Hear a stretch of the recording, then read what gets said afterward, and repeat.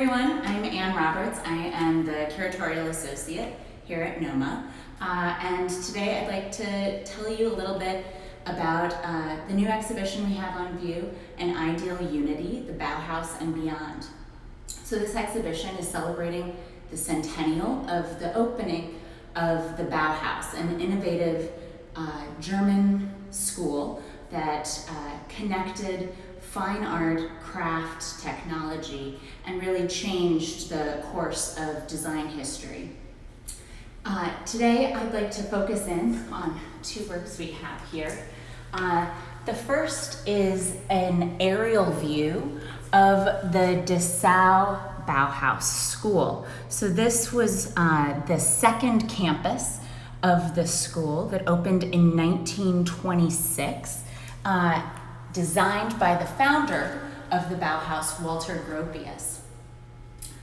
So then underneath of it, so we have this aerial view juxtaposed with this worm's eye view of the chairs in the theater of the building in Dessau.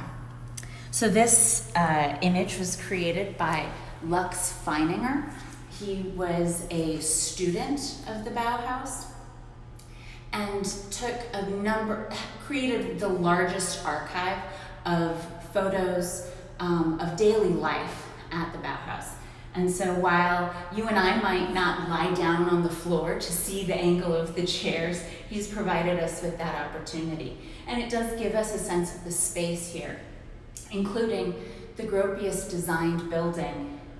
He was known for bringing in natural light into the space, and so we see it reflecting off of these chairs, which were designed by Marcel Breuer, the metallic tube chairs, which he's best known for. So this is just a taste of the works in the show. It's largely photographs, but it also pulls out the design history with a work of decorative art, and we try to connect it to other works in our permanent collection galleries. So I hope you all have a chance to come and see An Ideal Unity.